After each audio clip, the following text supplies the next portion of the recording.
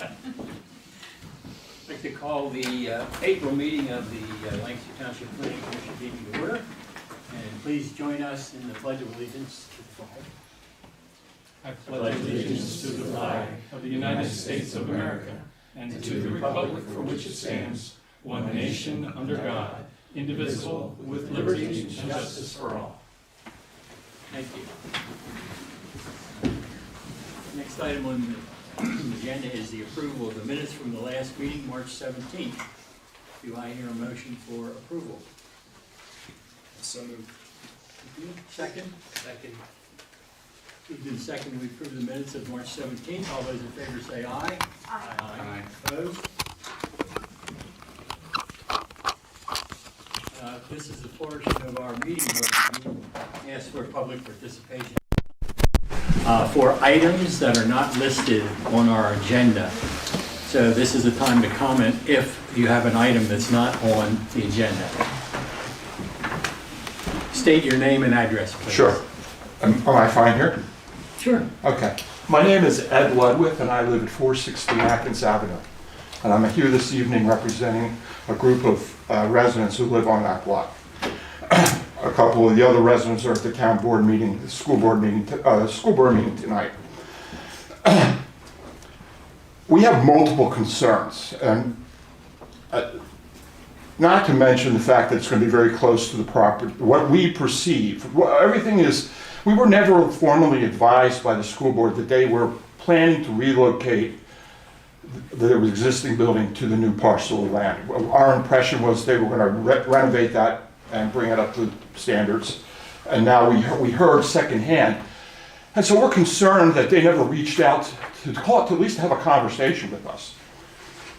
Back when the water tower went in, which I believe is the same parcel of land, there was concern about it, but it went through. And when the construction of the water tower occurred, there was a lot of vibration in our neighborhood. In fact, some of the residents, and it's anecdotal, we can't make a direct line, believe that there was structural damage done to their foundations where they had to have it repaired, structural damage done to the stairways coming up to their house. That was what, 150 yards away or more from our homes on Atkins. So if you move it, this kind of construction closer to our home, we're kind of worried about it. It's our understanding, and again, I might have all the wrong information, but my understanding is their proposal is to lower the starting point of construction down to street level, and then go down for the sub basements. So we're talking what, maybe 6 to 8 to 8 or 9 feet off from where it sits now, going all the way down to the street level, and then go down deeper. We believe there's hard rock there. It might be limestone. It would mix with other things that will going to create a lot of construction obstacles. We're concerned about when they excavate for that, what kind of damage it could cause to our homes. And we wonder if they factor this. We know that people have been out on the property doing sampling. We don't know who they were. The person who observed this didn't get that information, so we don't have any knowledge about that. But we're concerned. We'd like to know what they found, and is an exact of our belief that there is hard rock there, and it's going to have to be removed. And it's what effect will that have on our home? The other issue we have is radon. Radon's high in this part of Pennsylvania. It's high in our neighborhood. If they disturb that ecosystem, will that increase the radon in our homes and around our home, and what kind of health issues that would create for us? In addition, was a stream one time running down along property 409. Actually, if you're familiar with Atkins, you've probably seen the well.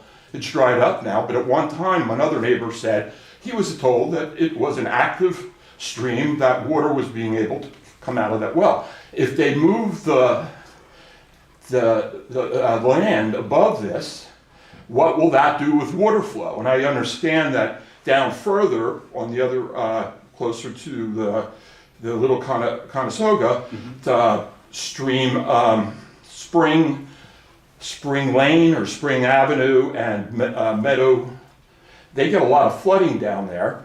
So is anybody going to look at that? What kind of impact that?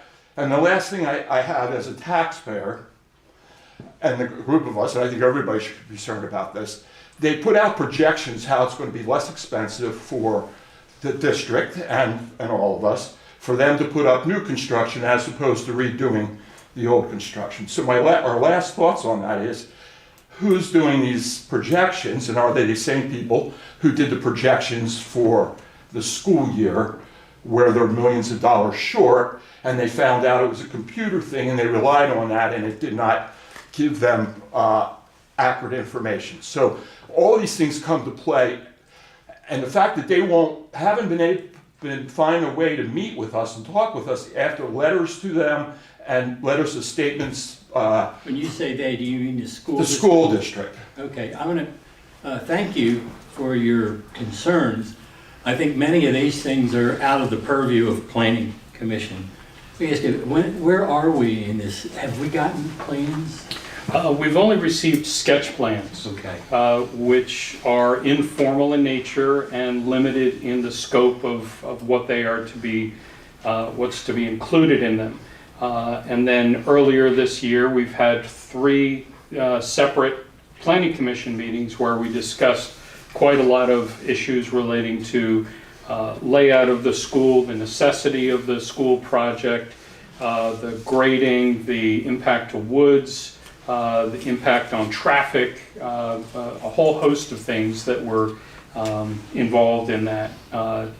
There are some issues that Mr. Luddick was referring to, that typically we would receive some of that information during land development, and the formal submittal of those are expected in the next several months. Others of those matters are things that we would typically get as part of the building permit application. That, of course, has not been submitted, but would subsequent to an approval of a land development plan. Stormwater would be looked at as part of that. Radon, not so much. Underground disturbance of waterways is not something that the township regulates. So we'd be able to look at a number of the issues that you're talking about, but it's not something that all of them we get into. Just one quick last statement, and then I have a question for you as a body. The statement is, when the tower went in, we overheard it said that by putting the tower in on this parcel of land, they were at their saturation point for usage for this land. I believe for campus S, public space, it's OS, open space. Open space, so it's at 80% or something. And with the park and with the water tower, with the existing elementary school, and now putting another middle school there, I'm just curious, does that violate your building zoning policy? And then It does not. Then my question for the board is, we as a community, those who live by, have an opportunity to come before you again to voice collectively, get people here to talk to you about, because I assume you're not the final decision makers, right? That's correct. Goes to the supervisors. The Board of Supervisors. Right, That's and right. they have not even been advised of this yet, or? Oh, they've been advised of it, yes. Okay, but those decisions have been made.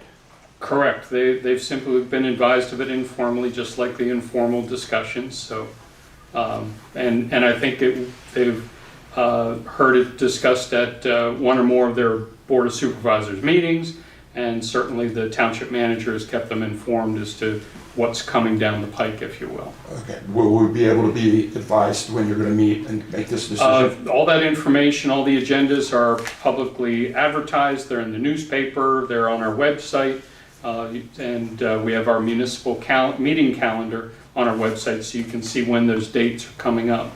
But beyond that, we don't have a specific list of people whom we notify, unless it is a zoning hearing board matter, in which case there is specific procedures that are needed to notify the adjoining landowners.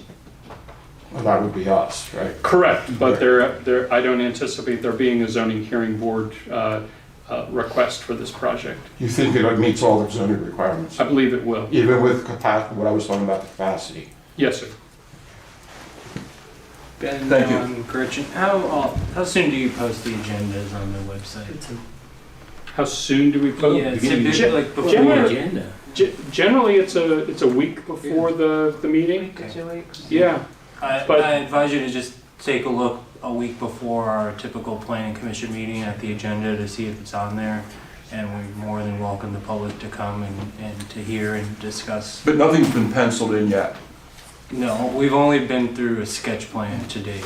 It's at the very, from the planning commission standpoint, it's at the very beginning. And it's really informal and no actions have been taken. It's just that, hey, we want to show you what we have in mind. And then we have to go, as Ben said, the land development, there's a whole lot of steps that we go through, and then we make a recommendation to the Board of Supervisors who have the final say on whatever approvals are needed. Thank you. So I would think this, that for general information, if they come and make a presentation on this, it might be okay to hear that in front of the planning commission, but your action is really going to be dependent upon the supervisors. and also interactions with the school district. Yes, thank you, Ben. You Thank you. certainly are welcome to reach out to the school district. If you're really having trouble sleeping at night, you could send in a right-to-know request for their geotechnical boring reports of what the drilling's been out there. Take a look at it, but it puts me right out, I'll tell you. But right-to-know request is certainly a way to send that request. It's public information. They should be making it available to you. Okay. And they should be making it available to you. They make it available through the proper means. If it's a stormwater management infiltration testing, then they will provide that to us as part of the land development plan. Geotechnical boring, I'm not sure if that goes in with the building permit application or not, because foundations are part of the building permit process. So I don't typically see the geotechnical things, the borings that you were curious about. So the excavation that they were planning on doing, right, I'm correct, they're going down significantly from the present level? I do not know. That is what they told me, that they want I'm to, sorry. that is what they told me, that they want to bring it to street level. Yeah, if you look at their pictures, it shows front door at level with the street. So that's a lot of land that has to be removed, and that wouldn't be concerned what they're removing from there and what impact that has on the general environment of. The township doesn't have ordinance regulations regarding those issues. And I have to do the review in accordance with what our ordinance regulations have to say. Our subdivision and land development ordinance is available online. You can take a look at that. Correct me if I'm wrong.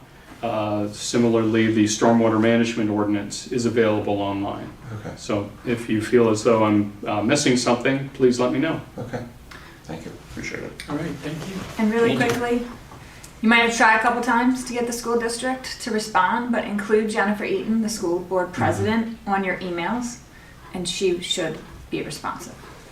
Okay. I think you know Angie and Mike. I mean, oh yeah, Yeah, Angie, yeah. yeah, They sent a letter to them. yeah. We also have one of our commissioners that's a member of the school board, and that's why she's not here today. She's not here. She's an employee, she's not a member of the school board. Oh, I thought she was No. staying corrected. Thank you. Thank you. Anything else? Okay, moving on to the agenda then, the Stormwater Management Plans, LTPC 342, South Bend Farms at 2300 Rice Road. This is a request for a stormwater management site plan waiver, and it is listed as a briefing item. So please introduce yourself and who you're with. And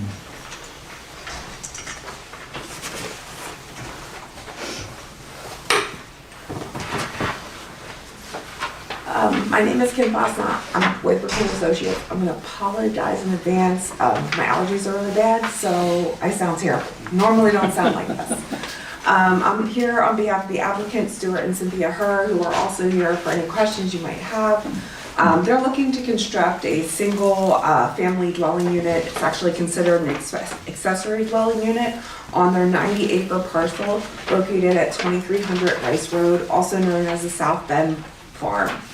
You might be aware of this parcel. A majority of it is for agricultural, but there is riparian buffers along the out edges, about 30 acres of woodlands, and then there is existing single-family home. The intention of this project is to pass along the farm and keep it in the family, so they're going to have the next generation move into the structure that is there, and then Cindy and Stuart will construct a new house for them to live also on this parcel. So just to get your bearings, the Conestoga River surrounds the parcel. Pegway Township is actually on the opposite side of Conestoga River.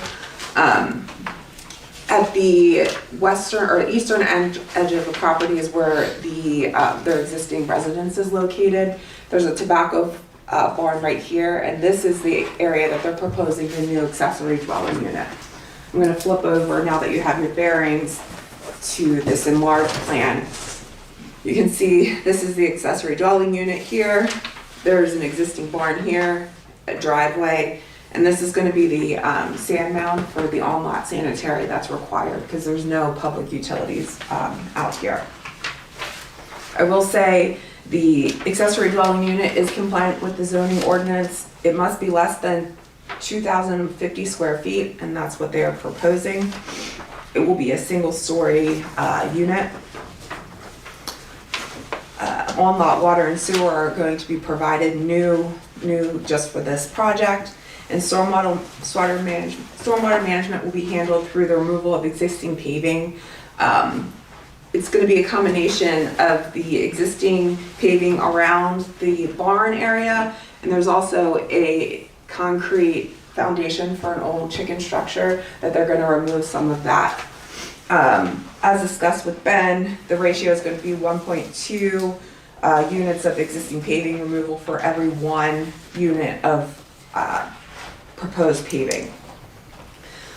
As a result of this project, we are removing about 0.39 acres of woodlands, but overall the project has 32 acres of woodlands, or the overall property has 32 acres of woodland, which is approximately 1% of the overall woodlands in the area. I would also like to note that on the opposite side in Pegway Township that Cindy and Cynthia own that property, and we are working with the Lancaster Conservancy to preserve about 30 acres, a little over 30 acres of woodland riparian buffer along the Conestoga River.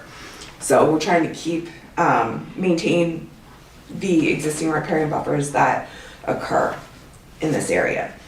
We're here before you tonight seeking a recommendation on 2 items. One is a modification to allow a greater amount of area of disturbance and to be considered a minor land disturbance plan. Currently, the ordinance provides for 5,000 square feet. We're looking at 27,000 square feet to increase. Our reasoning for that is this is a large parcel. It's only a single family dwelling unit, and what's really going to be increasing that area is going to be the on-lot utilities that are required for it. So typically, your minor land disturbance is appropriate for a single family dwelling unit. So we're asking this to be classified that as well. Additionally, as part of the minor land disturbance, there is a requirement that prohibits any minor land disturbances being permitted on properties with an environmentally sensitive area.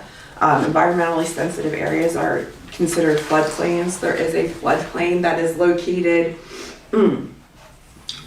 down here along the river. This house is going to be approximately 30 feet above that floodplain. So we're asking a waiver of allowing this to be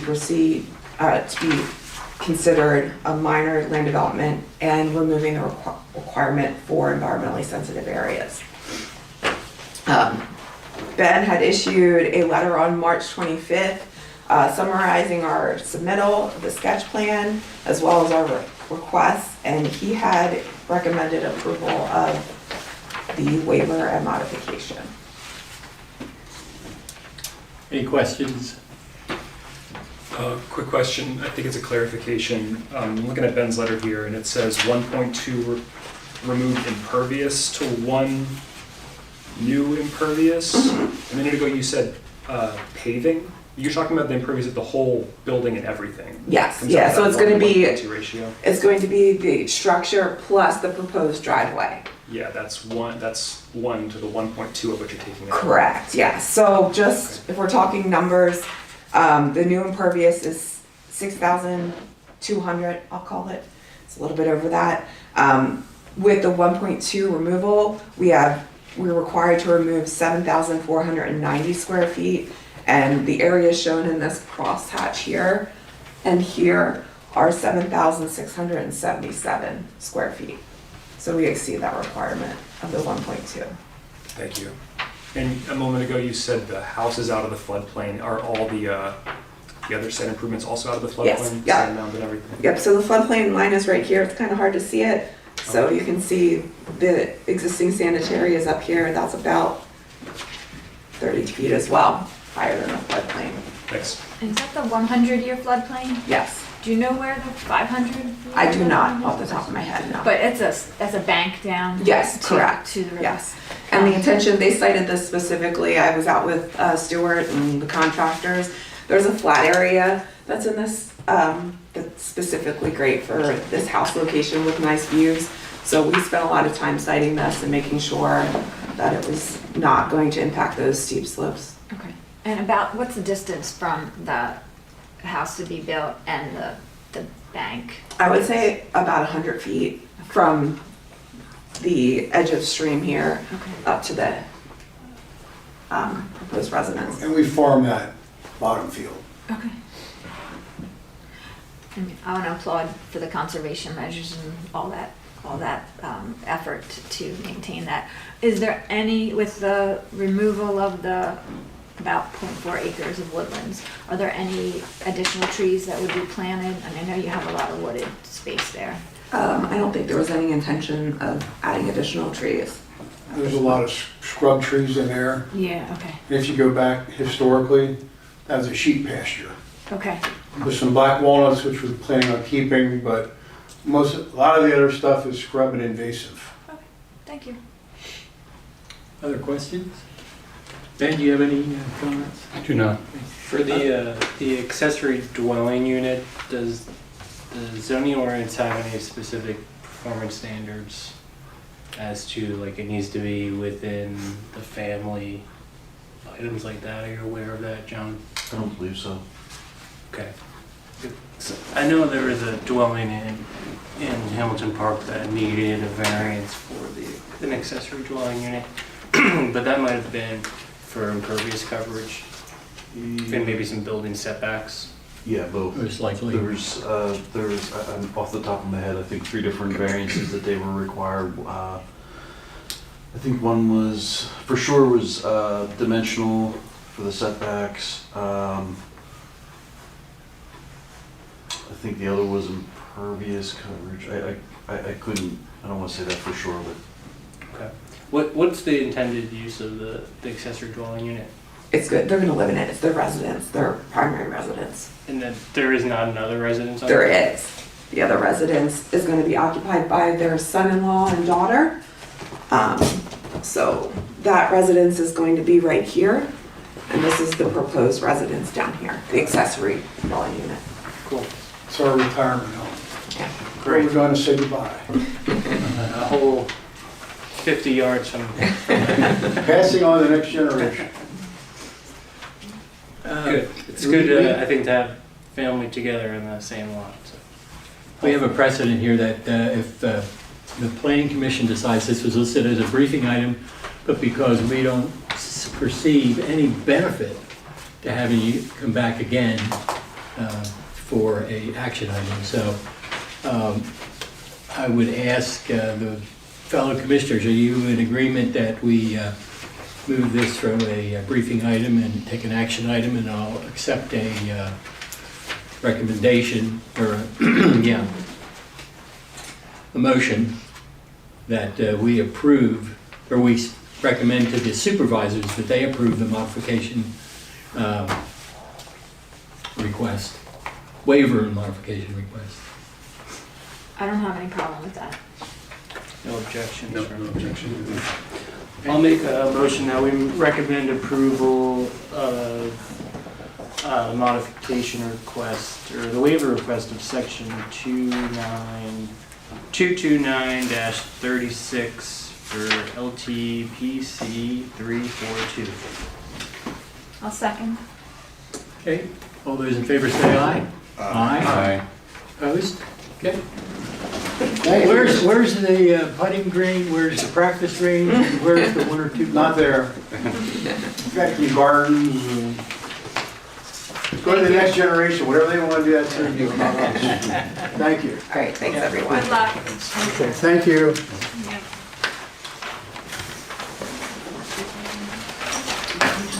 Moving on to Just the the next waiver, there item. is no approval of the plan. Another, Because it becomes a minor. briefing item. So- LTPC 331, 631 Conestoga Boulevard. This is a stormwater management site plan waiver request.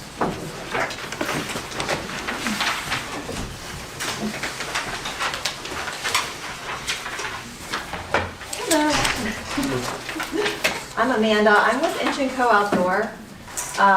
So I'm representing the homeowners here, and so we're doing the stormwater, I guess hold on a second. This is so let me just backtrack. This is the second time that they're actually trying to get this approval. They've been at this project now for going on 2 years now, actually.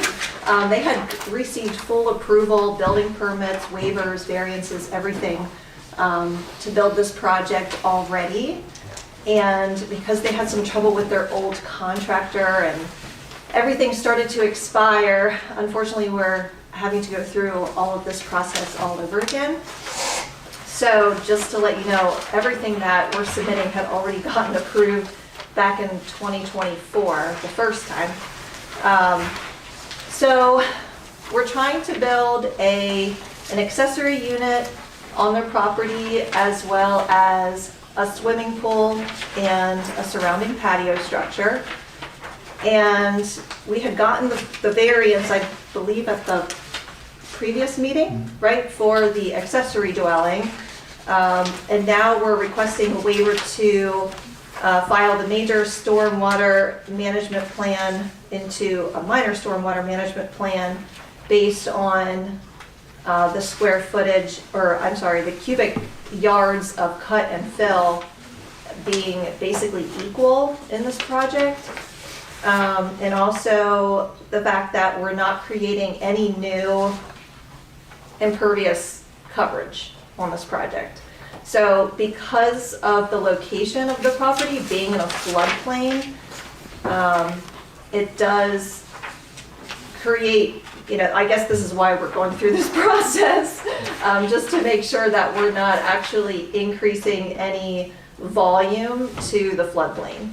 So it's been proven on the site plan from the engineers that we're actually removing a total of 1 cubic yard from this entire project.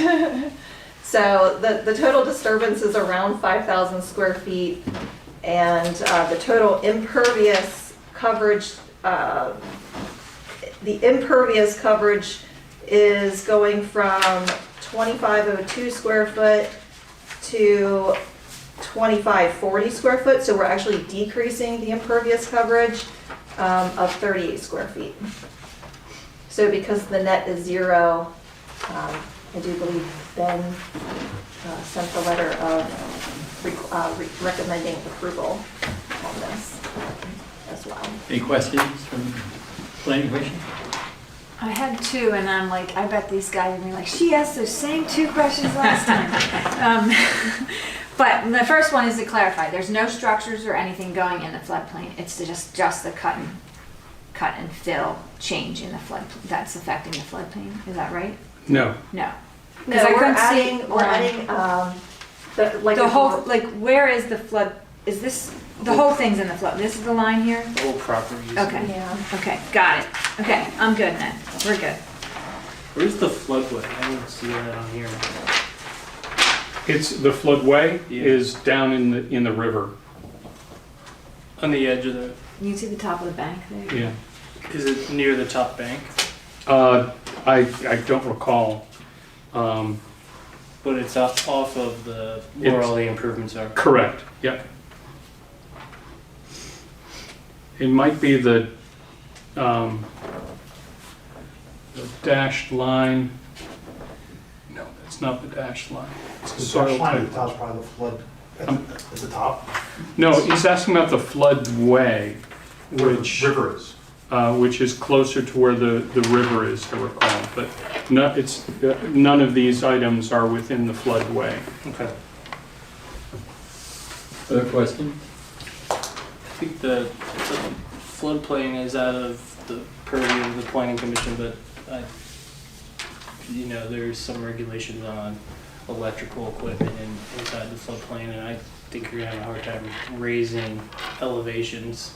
So those pieces of equipment probably need to be flood-proofed. Yeah, all of that has to be handled through the building permit application, yeah. You have anything to add, Ben? I don't. Okay, I would say, repeat what I said before, if see no reason that we would gain anything by having them come back as an official action item. So is the commission okay with moving this to an action item and making a motion? Yeah. Okay, I'll accept the motion then to recommend to the supervisors that they approve the request for the stormwater management ordinance modification and waiver for 631 Conestoga Boulevard, LTPC 331. I'll make that motion. You want me to say it again? I'd like to make a motion that we recommend to the supervisors approval of the section 229-36 waiver request for major land disturbance for LTPC 331. Second. Okay, all those in favor say aye. Aye. Opposed? Okay, thank you. Thank you. Moving on, then we have one other item, the subdivision land development plans. This is also a briefing item. LTPC 275, reserve at Windolph Landing, post-approval waiver request, listed as a briefing item. I'm here for a waiver for the streetlight, right, Ben? Yep. Did you have anything you wanted to say? No, I don't. I think all the information is presented. Okay. So you've got my letter, you've received some of the information that had been submitted previously in the Dropbox folder, and this has been a sticky wicket. I'll put it right out there. Because our SALDO, our subdivision land development ordinance, specifies certain criteria for streetlights. And the developer at first proposed a street light along with the approved subdivision plans that met our criteria. Took quite some time for that street light to be installed. What was installed is not what was on the plan. We spent quite a bit of time in discussion with the developer over trying to get the information to show that what was installed met the requirements. Was unsuccessful in doing that. So there was an attempt by the developer to come up with a different light fixture that did meet the subdivision land development requirements, and PPL indicated that they were unable to meet our requirements.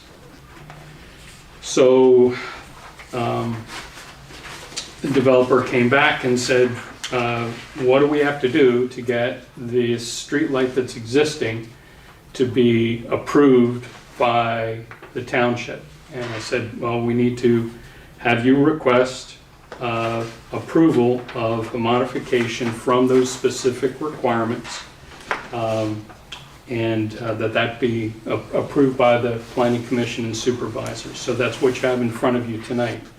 One of the other underlying factors is that the Public Works Department has determined that this is an adequate streetlight. So we don't have objective measurements of foot candles to offer to you. But Devin Groff, our Public Works Superintendent, indicated that the light that exists is adequate. Does this match the other streetlights that are out there?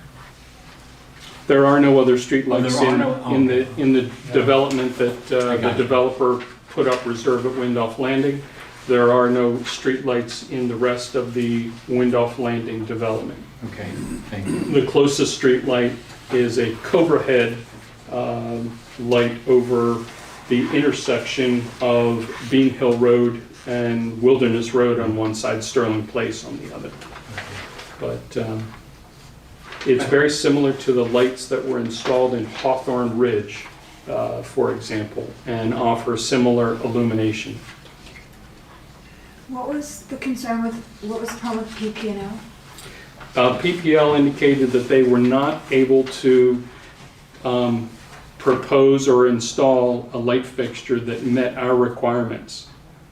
They don't exist? Like, what, how is PP&O involved with the, The developer reached out to PPL and asked PPL to install a street light. Is that correct, Fabio? Yes. is that standard, is that a standard thing? I mean, is that normal? I don't know. Okay, I'll leave it be. Have any of the residents there had any objections to this light? Yes, they had objections to the idea of a light being installed. Okay, And there was quite a bit of furor over it. okay. And when they saw what was installed, I heard from the most vocal people that why didn't we tell them this was what was going to be installed? And I And said, now they're- because I didn't know Yeah, this is right. what was going to be installed. And did they say that from a place of, oh, we're okay with it now? Yes. Like, okay. Yes, You I could have wouldn't- used AI, Ben. I should have predicted the future, Glenn, you're right.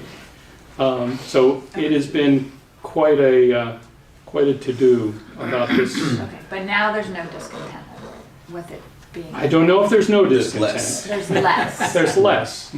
But it's not with this light, it's with any light. Yeah, Okay, sounds that way. okay. It's How like- is it different than what's in the ordinance? I didn't measure it with a light meter, so I don't know whether it provides the required number of foot candles in the middle of the intersection. I believe that it does not reflect downward. Reflects up. There's a requirement that it reflect downward, and I don't believe that it does. There's also no information regarding uniformity ratio. So I have no idea whether it meets that requirement. And is that a uniform light? Is that what that means? It's basically that there are no hot spots that exceed a certain level.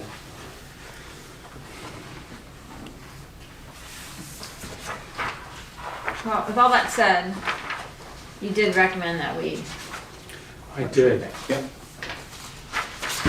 So again, I'd say again, since this was again listed as a briefing item, if we don't have any problem with that, we can, if we agree, we move to an No action. more questions. Okay, John. Is the street lighting the right of way, Yes, and will it become the township? yes.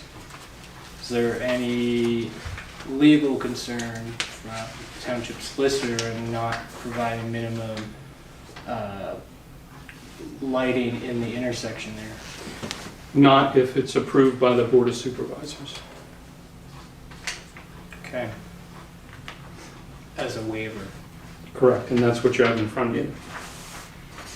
I would at least like to see a waiver request that has justification provided from the applicant. Seems that's a fatal flaw without any justification provided. I think the justification is that PPL has indicated that they can't provide a light. and I can't source it for them. So So I can't solve the problem is the issue at hand. is there a problem then with our specs of our ordinance? It might be. At this point? But we've had lights meet that before, though, right? Oddly, this would be the first street light That we've installed. that would be subject to that ordinance requirement. Okay. Yes. 0 for 1. Oh, wait, I'm sorry. There were streetlights installed along Fifth Street as part of the Buchanan Elementary Yes. School, then Oh. The Smith ones that got Valley. big damage, right? What? Were they the ones that kept big No, damage? no, Okay. don't. Don't go down there. Freak me out. Give you PTSD. No, those were the walkway lights, That's not the right. street That's lights. right, yeah. Okay. I mean, the only spec that really gives me a lot of concern is the downward projection, but I imagine there's lights in the neighborhood. I mean, is that a light pollution spec that we have? No, it's more about glare than it is about upward lighting. And the folks who were upset about the possibility of a light going in were explicitly concerned about light pollution, and they're not concerned about that with the light that was installed. Okay. It gets to the point, Angie, I had a project where, and it was a neighbor of one of the school district buildings, and everything was done so that the light did not even touch his property line. But he kept telling the district, I can still see the light. Well, Yeah. yeah, you can see the light, but the light's not shining on your property. Yeah. So I think, as far as the justification goes, I think we've heard enough of that, even though it might not be in this letter. But and frankly, to have one street light in the whole thing, it's like, if it's there or if it's not there, what's the difference? What's going to be the impact? Well, we're requiring them at street intersections. We don't require them along the street. Okay. There's only one intersection there. Gotcha. Any other questions? And what's your pleasure? Do we want to move this to action, and I'll accept the motion? Yeah, I'll move to recommend to the supervisors the waiver request for the SAUDO section 602.05.I, little I dash 2, little 1 dash 2, for LTPC 275. Do I have a second? Second. Second, Haley, thank you. All those in favor say aye. Aye. Aye. Opposed? Okay. It will be moved to the supervisors with our recommended approval. Thank you. Thank you. Okay, any new business, John and Ben? I don't believe we have any new business. Do we have an announcement about next month's meeting? We do. All right. I wasn't sure if that was under new business. I was going to ask. I was I going to thought ask. maybe that was under Under announcements. announcements, okay. I don't believe we have any new business. Old business, just touch real quick. This past Board of Supervisors meeting, they approved 2 ordinances. One that you did not see, which is just simply a code change Yeah. for the IPMC, the Property Maintenance Code, and the other was the naturalized landscape that Justin was very helpful on getting that through for us. They were both passed. I immediately, like within I think the next day, had 2 phone calls on the naturalized landscape. Ben attended a meeting the next day and it was brought up there, so it's been, the word's been getting out relatively quick. So it sounds like there's a lot of other municipalities that are at least interested in doing something similar, so we're the tip of the spear. Oh, so the phone calls were from other municipalities, not? Yeah, Okay. organizations and municipalities, yeah. And what's the official name? Naturalized? Well, it's afraid of some it's of an your amendment neighbors to knowing? the grass and weed ordinance, but it's naturalized landscape is how it's been referred to. I think that's it for old business. And announcements, we have nothing for next month's meeting, so we're gonna cancel that. Some of you are attending some training next month, the end of the month into, I think, the first week of June. So that'll, probably before, well, till we meet again, you guys will be all complete with that. I think that's all I have. Okay. Anything else for the good of the order? If not, let's take a motion to adjourn. So moved. Second? Second.